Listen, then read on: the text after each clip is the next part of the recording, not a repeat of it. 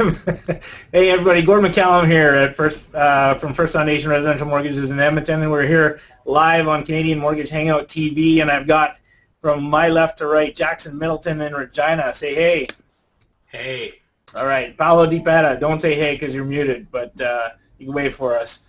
And Paolo is joining us today from Vaughan, and Rob Campbell rounding out the Ontario contingent out in Guelph, the funniest man on Google Hangouts Live, for sure. He did our intro video this week, and we're still laughing about it. Rob, how you doing? The Purolator car went to the warehouse. If the whole mortgage thing doesn't work out, Rob, I'm pretty sure you can do voiceovers for like English as a second language software or something. Hello to my dog. Yeah, go ahead. Next week we're going to have the Rob Campbell GPS. Yeah, I think we should all just resign right now and let Rob have his own show. It's sort of a mix between Max Headroom and the lady from Rosetta Stone. Scott Dawson out used to be in Vancouver. Oh, did we get a do-over on this? Scott was in Vancouver. He's out vacationing in Kelowna today, so maybe I just let the burglars know who to rob. But how you doing, Scott? I'm good, thanks, guys. Good. I'm sure I broke the cardinal rule of home security there. So, guys, we got a fun chat this week. Lots to debate. We want to talk a little bit about whether or not mortgage brokers should be posting rates online on their websites, Twitter streams, things like that. And I guess the greater question comes out, what's the value that mortgage brokers offer? Is it just a great rate, or is there more to it? And then there's some interesting controversial stuff going on right now in our industry. There's some a broker who's been fined and had potentially have their membership stripped in our national association for black hat SEO topics or SEO tactics. And some of us in this group have actually had similar situations where people have maybe not been completely ethical with their online behavior. And then now we find out that the association who fined this gentleman may be guilty of it themselves. So lots to talk about today, and we're jam-packed 15-20 minutes. Jackson, let's start off on the black hat stuff. I want to hear more about your uncovery here recently. And just to set the stage, so there's an article on mortgagebrokersnews.ca called Precedent Finding and Broker Espionage Conflict. They call it espionage. I don't know if that's accurate or not, but CAMP, which is a Canadian Association of Accredited Mortgage Professionals, our national association, it's a voluntary member-based organization, has found a broker in violation of its code of conduct for using a competitor's name to drive traffic to his own website. And this is basically a manipulation of the web of Google, of search engines, to compete. Jackson, tell us a little bit more about what you know about this case. Well, when I saw that article, it actually blew me away that not more people were commenting on this. So if you're a mortgage broker and you don't read the broker news, you really need to, because there's really good information there. And I mean, I'll be honest, I got sucked in by the headline espionage, and well, it's not really espionage. So I mean, that kind of was like, okay, when you really know about it, if you're not familiar with black hat SEO, what it is it's tricking a Google search or some kind of search engine into thinking that what the content of your writing is directed by keywords. So if you search Highland Mortgage Partners and somebody's got that in a tag or a keyword, it's going to think that that's what your content is, so it's going to bring that search up. And I guess black hat is, I mean, in a very rough way, is tricking the system. So this mortgage broker is being fined, and I'm looking at this, and I get down to the third comment, and somebody actually in the article said, CAMP is guilty of doing this. So I just I went into my Google and I said, how to find a meta tag. And then I went to a site that said, type in the address, and then it pulled up CAMP's site, and right in there was Seneca.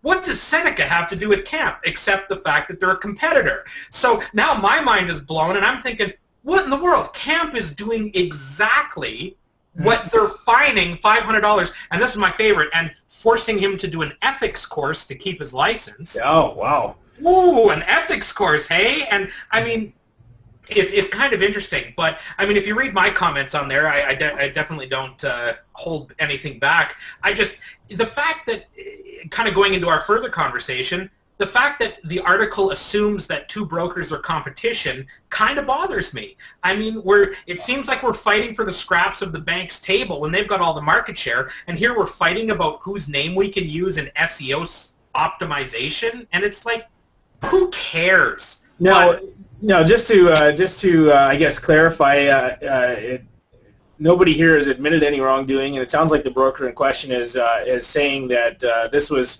unbeknownst to them. It was leftover relic of whoever they hired to build their website or maybe do some optimization for them or whatever. So, and that is a plausible scenario, especially given now the CAP maybe unaware that they had this same tactic being employed on their own site. So I guess we'll wait and see how this all shakes down, but it raises the issue of in a competitive marketplace, sometimes people are willing to cross the line to compete. Scott, you mentioned you had a situation, a similar situation. Do you want to tell us a little bit about that? Yeah, last year actually there was a mortgage broker in the Lower Mainland. Didn't just hit my reviews, but what this person did is they actually went around and gave negative reviews to other mortgage brokers' Google Places listings. Yep. And so this person went around and basically gave 1-star reviews to all the competitor brokers basically in the Lower Mainland. The reason doing that is the Google Places reviews that have a higher ranking and a higher kind of referral kind of basis will actually show up first on the searches, right? So why this broker going in and this person going in and giving everybody else 1-star reviews, their listing in searches would show up before everybody else's. So it was discovered because the same person with the same initials left the same 1-star negative comments on every other broker site or Google Places listing except their own. So it was pretty easy. It was pretty easy to find. We ended up going to Google and having them all removed.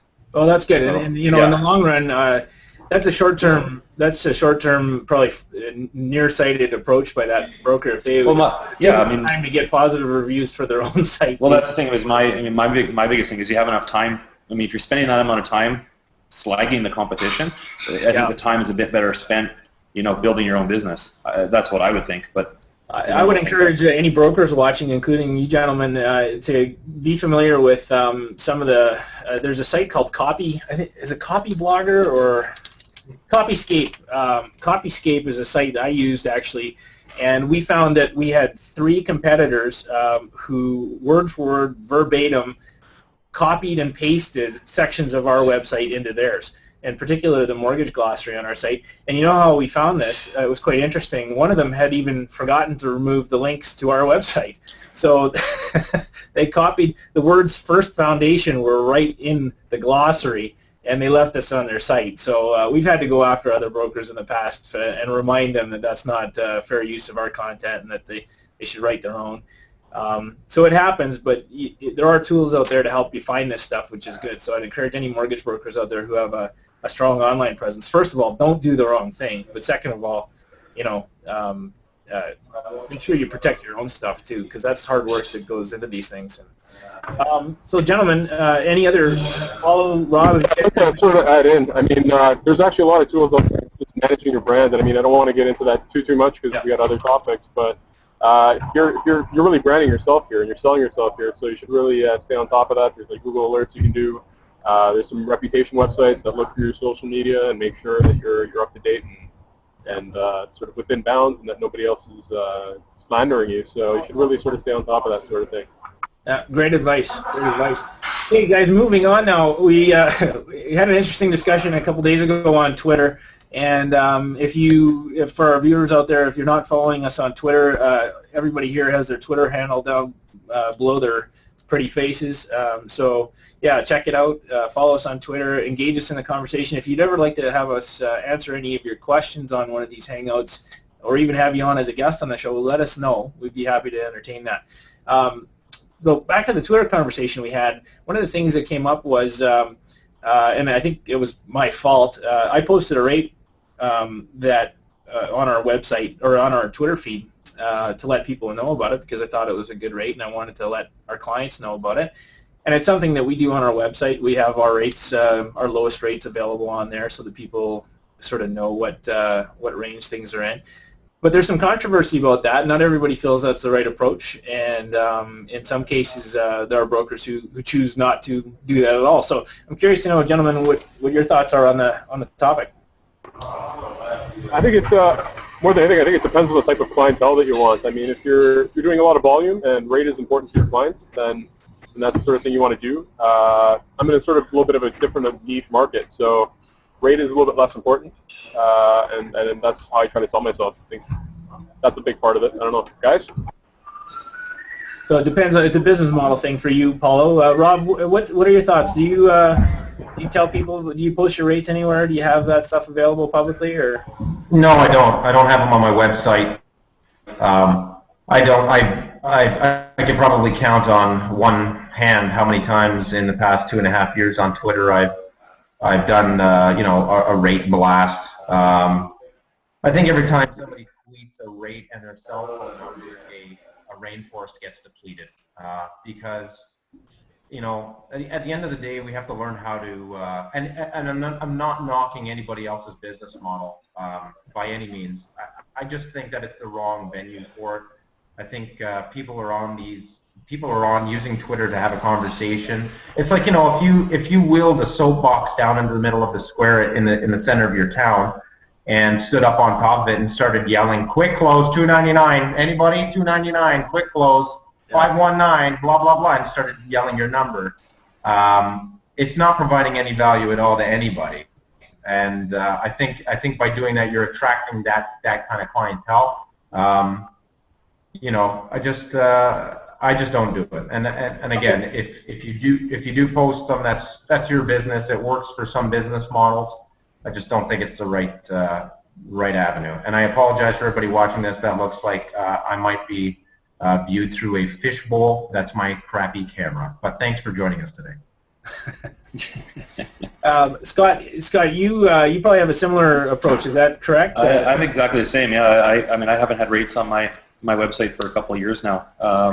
Along the same lines as what Rob's saying, social media, I kind of keep to connecting with people, having a conversation instead of blasting out what the best rates are.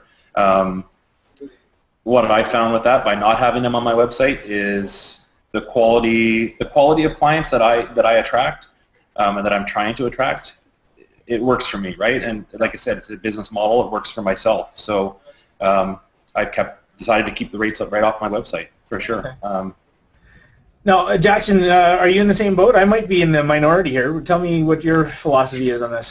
Okay, I personally don't like the rate game. I don't play the rate game. What I think it is it's establishing your value proposition. If you establish your value proposition as a rate dealer, you sell a commodity. And I think that is, I'll go on the record here, I think that's stupid in this industry because how many of us set our own rates?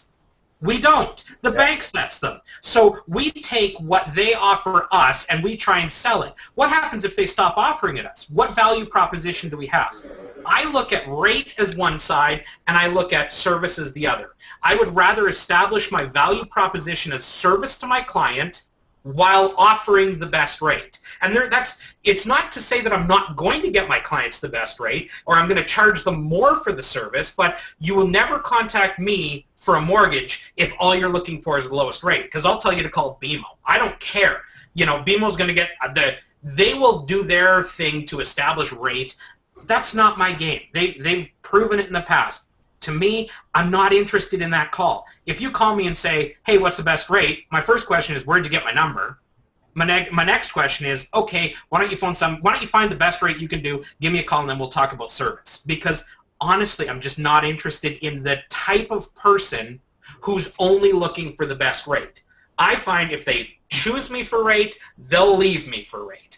Am I afraid of mentioning the rates I've got? Absolutely not. But I'm going to have an application and I'm going to have a coffee with my client before we really get down to what rate's best for them. Because maybe it's a 1 year, maybe it's a 3 year, maybe it's a 5 year, maybe it's variable, maybe it's a line of credit, maybe it's a 10 year.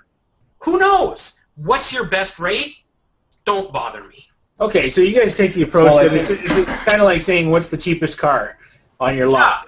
Yeah, and it may or may not be a Lada, and you may or may not want a Lada or a Yugo, and there's an element of you get what you pay for sure in our industry. I'm going to challenge you guys a little bit because it looks like I'm big time in the minority on this one. We post our rates on our website. We don't overdo it on Twitter, I don't think. I think 95% of what we do is sort of more engagement. But when I have something that I think people might want to know about or something, I do let them know. Here's my take on it, and I think there is an important distinction here between different business models. My business model, I'm not just trying to drive business for myself. I'm driving business for a number of agents and kind of handling marketing for the whole company and that kind of thing. And volume is important to us. And we have a business model that allows us to sort through, 200 leads to get to 20 good prospects, maybe, or 30 good prospects, and close 20 of them or close 25. Like there's definitely a challenge with it, and you have to be structured in a way to do it. And otherwise, you can't just possibly respond to everybody. So I get that. But don't you think? Let me ask you this: if the banks are branch competitors, or banks, credit unions, retail level competitors, if they were all 1.5% higher than us on a rate on a rate perspective, would you sell rate then? I still don't think I'd go there. I mean, I just don't see the value in that. I mean, you get the sort of people that are just calling for rate, and like they don't just call you; they call everyone they can in the phone book or online or whoever shows up on Google first. And I don't think I want to be in that sort of game. Like you're putting yourself at a disadvantage. But is it a game then? Is it a game? If you can offer essentially the same product for and substantial savings to that client, isn't it your duty to let them know about it because you care about and how much money they save? I think if the price difference was how it traditionally used to be, quote unquote used to be, I think that would definitely be a different scenario. I mean, if a client's looking for the right product for them, and right out of the gate you know that you're providing them a 100 beeps or a 1% or more savings, I think that's definitely a great conversation starter. I think in this marketplace that we're in right now, it's a slippery slope, and there's business models out there that work. Dan and True North Mortgage, he gets a lot of ridicule from the broker network about the kind of model he runs, but you know what? That's his business model, and it works for him, and I give him respect for that. But I think if it was a massive gap, then it would be a no-brainer, right? It's the path of least resistance. Hey, do you want to save $10,000, $20,000? Sure, sign up. Sign on the line that is dotted. But I think in such a tight difference with what we're in right now, I think it's a slippery slope. And I agree with Jackson, just to kind of sum up here. I agree with Jackson. If they're calling you and the R word is the first thing coming out of their mouth, chances are you're going to lose that deal in the 11th hour because of rate. And traditionally, that's what I've seen. So I'm in the same boat as Jackson. I steer away from that conversation altogether. Okay. Well, I guess we're going to agree to disagree. I'm of the mind that business is all about giving the consumer what they want, and if the majority of people say I want a good rate, then if I can find a way to deliver that to them and still meet their service expectations, then I'm going to do better. I'm not going to get every deal, for sure. We lose deals from time to time. We have clients who get us matched, but we have some mechanisms in place to try to avoid that too, and to build that strong relationship. So I don't think they have to be mutually exclusive. Go ahead, Paulo. I just want to add, I mean, it's not that we're not going to offer them the best rate. It's just we don't want that to be what the conversation is about from the very beginning. I think that's really the difference there. That's the big one. There you go. It's our goal to offer the client the best thing we can, but I mean, we don't want that to be the starting point because it really, like Jackson said, it sort of takes away from your value as a mortgage broker or a mortgage agent. Like it makes you a commodity, not a service. Okay, no, and that's a great point. I think hopefully the consumer appreciates that, and that's our job, I guess. If we're gonna talk about value, we have to make sure that the client wants that. We have to make sure that the client buys into that. we haven't always, maybe the last 10 years of or 15 years of pushing rate has kind of bit us in the butt a little bit, because now we have to go back and talk a bit about more value and about a slightly different message. So yeah, maybe brokers, we're learning that over the long haul, rate alone isn't the only thing that's offering value to the client. Go ahead, Jackson. I completely agree. See, and I actually don't fault your business model at all. I mean, the way I look at it is I have set up my business to, I look at it as my goal isn't to do business with everybody who wants what I have to offer.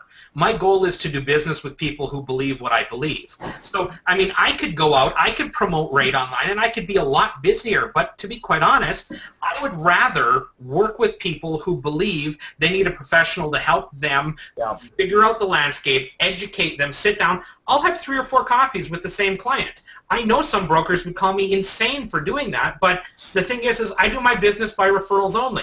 I personally believe that if I do a good job, my clients will refer me. If I don't, they're going to tell their friends, and I'm not going to get them more business. So it's just how you look at it. I mean, I could be a ton busier, and I could play the rate shopping game, and I mean, heck, I'll buy down my commission. You know, there's models out there that'll buy down every rate with commission, and they'll just do volume. Yeah, they're going to make money.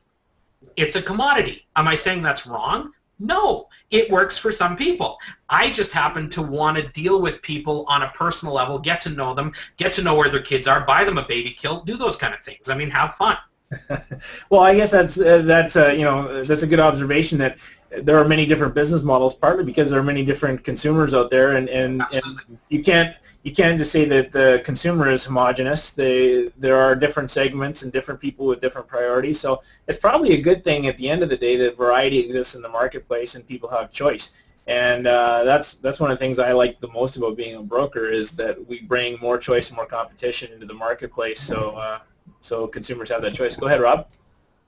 Yeah, no, just to tie it back to the original question, Gord, and like I said before, how you posting rates or anybody posting rates on their website is their business model, and I agree with it if it works. The original question was, blasting out rate updates on Twitter or Facebook. Those are social platforms, and I think traditionally people that use those platforms aren't looking for that kind of information. They're looking for more in-depth conversations, more in-depth engagement. And I've had people say to me after following me for about a year on Twitter, I've had them say, "What do you do, by the way? What is it that you do?" Because I've established a good relationship with them. It's like a marathon. It's not a 100-yard sprint. It's a marathon. So I think, again, the rate game on a website's not bad. It's just not for everybody. Yeah. Okay. Well, gents, I think that's everything we wanted to cover today. Any final thoughts before we go? Oh, there was one other thing. So I actually haven't had any skeletons come into my office for a loan. Are they focusing on, Rob? Are they focusing on strictly bank financing, or did the dolphins and skeletons out there go to brokers? Well, it's interesting you bring that up. This morning I saw ING thinking about headlines about ING thinking about selling some of their products off, or even divisions or whatnot. If a dolphin will get a mortgage, I have faith that ING will allow this to happen. Any idea who ING is going to be? Any idea who ING is going to be bought by? Go. ICICI. Scotia or National Bank? Yeah. I didn't actually know this. That's news. See, news you can use right here on Canadian Mortgage Hangout TV. I learned something, Rob. Maybe it's because of the time zone difference or something, but I didn't know that yet. So maybe it's breaking news. Manulife, maybe? No. RBC. Manulife has its own problems. RBC. Oh. The room goes silent. Yeah, I think the collective groan here means it's time to go. But thanks to everybody for tuning in today, gents. Always a pleasure. We got to get. We're scouring the internet for female brokers brave enough to join us here on Canadian Mortgage Hangout TV. So if you know somebody, feel free to nominate them or get in touch with one of us, and we'd love to have them on the show and provide a little balance and insight to our otherwise homogenous viewpoints. Yeah, so, get some real brains on this. real brains. That's what we need.